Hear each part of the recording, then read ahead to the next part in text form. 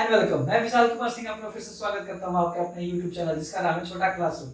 जैसा कि आपको पता है कि हम क्लास 10 का ज्योग्राफी का पोर्शन पढ़ रहे थे, कंटेम्पररी इंडिया पार्ट 2, जिसमें हमने फर्स्ट चैप्टर लेके चला था आपका रिसोर्सेज एंड डेवलपमेंट। ठीक है, तो रिसोर्सेज का डेफिनेशन, क्लासिफिकेशन, सारे उनके कैटेगरीज क्या है उनको हमने देख लिया था।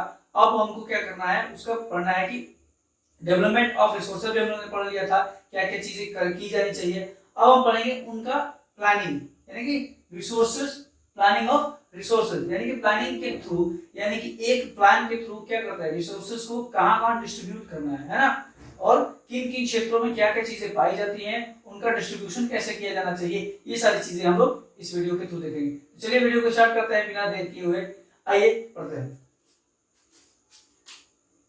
पहले आपको यहाँ पे जैसा कि टॉपिक मैंने बताया कि प्लानिंग ऑफ रिसोर्सेज, यानी कि रिसोर्सेज की प्लानिंग करनी है। ठीक है,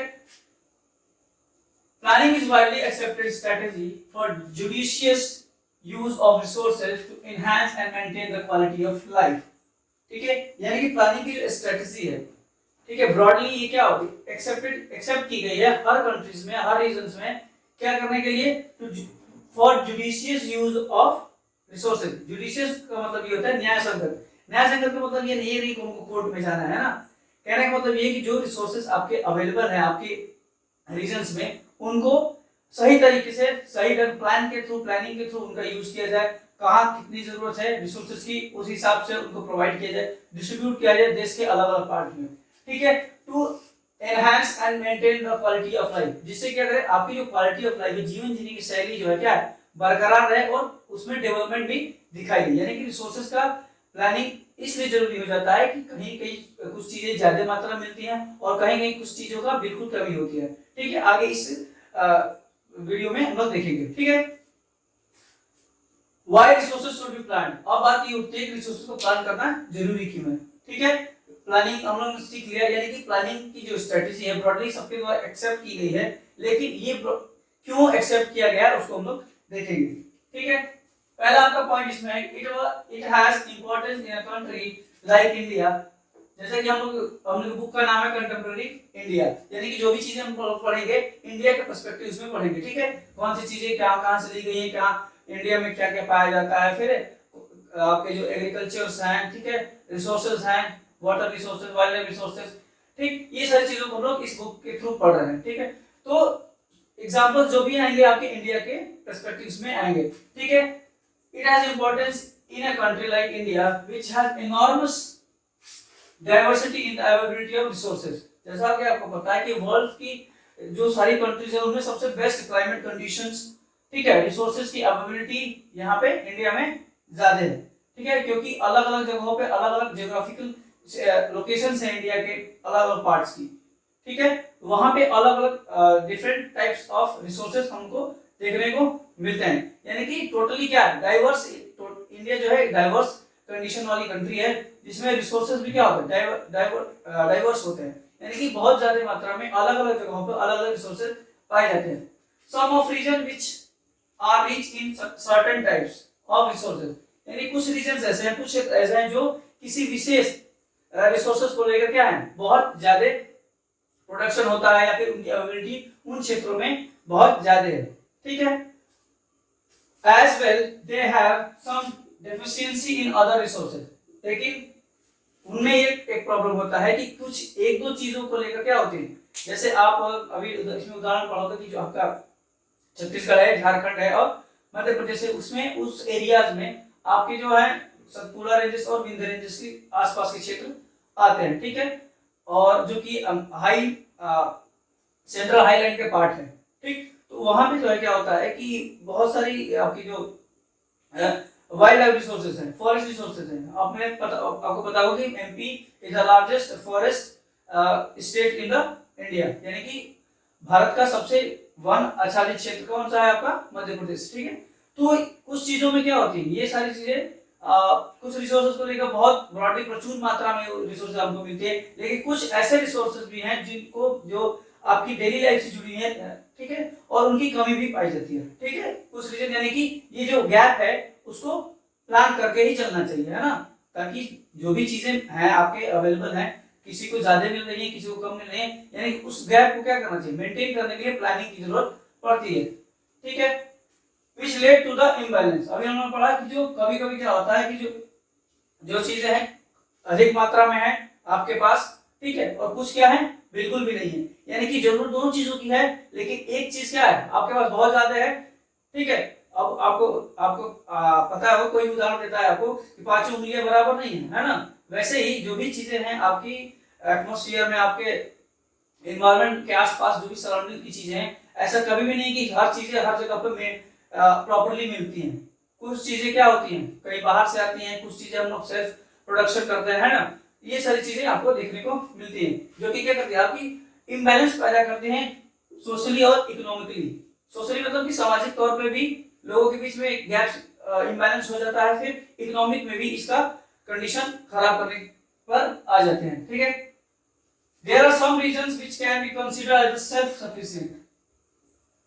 कुछ रीजंस ऐसे भी हैं जिनको का सेल्फ सफिशिएंट मतलब आत्मनिर्भर बोलते हैं, यानी कि जो भी चीजें आपको मिल रही हैं यानी रिसोर्सेज के तौर पे, जैसे आपके फूड सप्लाई हो गया, ठीक है, मिनरल्स हो गए, ये सारी चीजें क्या है आपकी कुछ क्षेत्रों में क्या है प्रचुर मात्रा मिलती है और सेल्फ सफिशिएंट है, यानी कि आत्मनिर्भर है, किसी और जगह से उनको लेने की जरूरत नहीं पड़ती है। In term of availability of resources, some reasons have acute shortage of other resources। और कुछ रिसोर्सेज क्या होते हैं, कुछ लोग क्या हैं आपके सेल्फ सफिशिएंट है यानी आत्मनिर्भर है, और कुछ क्षेत्रों में जो है बिल्कुल भी कमी है ना, कि थोड़ा मात्रा में भी उनको यूज करने के लिए डेली लाइफ के लिए भी क्या नहीं है, रिसोर्सेज को नहीं पा पाते हैं। ठीक है, ये क्या करता है आपके इम्बैलेंस को, सोशली इकोनॉमिक इम्बैलेंस को बढ़ा देता है। कुछ एग्जांपल्स के थ्रू इसको हम लोग पढ़ेंगे जो कि आपकी बुक्स में मेंशन किया है। For example, Jharkhand, MP and Chhattisgarh are rich in minerals and coal deposits. अभी हमने बताया, ठीक है, कि झारखंड, एमपी और छत्तीसगढ़ ये क्या होते हैं आपके मिनरल्स और कोल डिपॉजिट, यानी कि कोयले की खदानों से भरे पड़े हैं। कौन से क्षेत्र आपके, ये जो तीन स्टेट्स आपने देखा, झारखंड, छत्तीसगढ़ और आपके जो एमपी है। आपको पता है कि झारखंड आपके बिहार से कट के बना है, छत्तीसगढ़ मध्य प्रदेश से कट के बना है। ठीक है, लेकिन कहने का मतलब यह है कि इनको अलग करने का पर्सपेक्टिव यही था कि इन क्षेत्रों में पहले ब्रॉडली देखेंगे कि ऑलरेडी क्या है, मध्य प्रदेश एक बड़ा क्षेत्र दिखता है, उससे सटा हुआ आपका जो छत्तीसगढ़ था। ठीक है, वो भी क्या है एक बड़ा स्टेट में काउंट होता है, यानी कि उसको उनको तोड़ने का मतलब यही कि जो वहां के रिसोर्सेज उनको प्लान करके अलग गवर्नमेंट बना के, अलग पॉलिसीज बना के, वहां के लोगों के लिए रिसोर्सेज जो भी हैं या फिर जो भी आपकी गवर्नमेंट पॉलिसीज है उनको क्या करना है प्रॉपर्ली यूज करना है। ठीक है, एक और उदाहरण देखते हैं। अरुणाचल प्रदेश है abundance of water resources but lacks in infrastructural development। ठीक है, abundance of water resources, Arunachal Pradesh में क्या होता है आपके जो नॉर्थ ईस्ट स्टेट है, सेवन सिस्टर्स में एक स्टेट आता है अरुणाचल प्रदेश, वहां पे वाटर स्कार्सिटी भी आपको देखने को मिलती है। ठीक है, क्योंकि आपका वहां बहुत ज्यादा बारिश भी होती है। आपने पास में सुना होगा मासिंगा में इंडिया में सबसे ज्यादा बारिश होती है, वर्ल्ड में सबसे ज्यादा बारिश वही होती है। बहुत ज्यादा बारिश होने की वजह से भी क्या हो सकता है वाटर स्कार्सिटी हो सकता है, क्योंकि usable waters daily life use के लिए नहीं आते। और इंफ्रास्ट्रक्चर डेवलपमेंट का मतलब ये होता है कि कोई भी आपके रिसोर्सेज उनको किसी एसोसिएशन के थ्रू, इंस्टीट्यूशन के थ्रू नहीं रखा गया है, वो ऐसे यूज हो रही है बिना प्लानिंग के और बिना किसी पॉलिसी के। ठीक है, also the cold resort of Ladakh is relatively isolated from the rest of the country। अब आप नॉर्थ वेस्ट साइड में जाएंगे, ऊपर की तरफ हिमालय नॉर्थ वेस्ट में आपको क्या है लद्दाख है, जो कि क्या है उसको कोल्ड डिजर्ट ऑफ लद्दाख बोलते हैं, यानी कि वहां पर क्या है आपको बर्फीला मरुस्थल इसको बोलते हैं। ठीक है, वो टोटल कंट्री से क्या है अलग ही दिखता है ना, लेकिन फिर भी वहां पे क्या है आपका जो है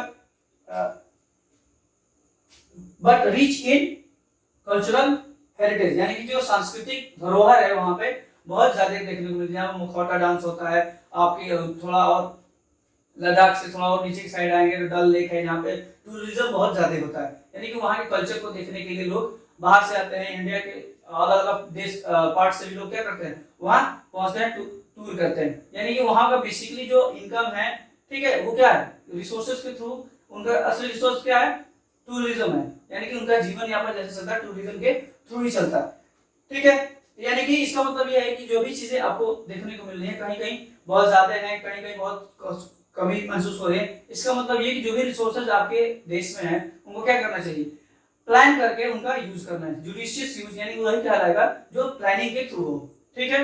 अगर आप भी कोई आपके घर में भी कोई काम होता है, पहले उसको क्या किया जाता है, प्लान किया जाता है, तब जाके उसको एग्जीक्यूट किया जाता है ना, तब जाके वो क्या होता है, एक जो आपका फंक्शन है वो क्या होता है, सक्सेसफुल हो जाता है, ठीक है, प्रॉपर्ली चलता है। यानी कि बेसिकली जो आपका नीड है किसका, प्लानिंग का नीड इसलिए है क्योंकि जो गैप, सोशल गैप्स हैं, रिसोर्सेज कहीं कहीं प्रचुर मात्रा में, कहीं कहीं कमी है, उनको क्या करें, मेंटेन करने के लिए, और सबके लिए ये जो डिस्ट्रीब्यूशन है, कैसा आपका रिसोर्स का डिस्ट्रीब्यूशन है, वो प्रॉपर्ली सबको मिलना चाहिए, ठीक है। उस हिसाब से हमको ये प्लानिंग की जरूरत पड़ती है, ठीक है। That's why it calls for balanced resources planning at national, state, region and local levels. यानी कि प्लानिंग क्या डिमांड करती है, ये जो प्लानिंग हो नेशनल लेवल पर हो, स्टेट लेवल पर हो, यानी कि किसी क्षेत्र विशेष में, और लोकल एरियाज में भी हो, इन छोटे छोटे पार्ट्स में जब कोलैबोरेट होकर ये इन पॉलिसीज और इन प्लानिंग को एग्जीक्यूट किया जाएगा, तब ब्रॉडली ये क्या होंगे, एनहांस होंगे, quality of life, judicious use होगा आपके रिसोर्सेज का, ठीक है। तो ये आपका सम अप होता है रिसोर्सेज प्लानिंग। उम्मीद करते हैं कि आपको ये वीडियो पसंद आया होगा, अगर पसंद आया तो शेयर करिए, और जो भी कमेंट आपको सुझाव देने हैं, सजेशन देने हैं, कमेंट बॉक्स में ड्रॉप करिए। आगे हम पढ़ेंगे रिसोर्सेज प्लानिंग इंडिया, यानी कि इंडिया में रिसोर्सेज की प्लानिंग कैसे होती है। ये तो हमने डिफरेंस देख लिया कि किन किन जगहों पर क्या क्या चीजें मिलती हैं, ठीक है। तो इसको प्लान कैसे किया जाता है, पॉलिसीज क्या है, स्टेट गवर्नमेंट की पॉलिसीज क्या है, नेशनल गवर्नमेंट की पॉलिसीज क्या है, और लोकल रीजन्स में इनके लिए क्या क्या किया गया, रिसोर्सेज को किस तरह से यूज करना है, क्या क्या क्या पॉलिसीज बनाई गई, वो सारी चीजें हम लोग आगे के पार्ट्स में देखेंगे इन रिसोर्सेज प्लानिंग इन इंडिया, ठीक है। तब तक के लिए धन्यवाद। मैं विशाल कुमार सिंह आपका बहुत बहुत धन्यवाद करता हूँ आपके YouTube चैनल पर। फिर मिलेंगे अगले वीडियो में लेकर नया वीडियो और नए टॉपिक के साथ। तब तक के लिए धन्यवाद। जय हिंद, जय भारत।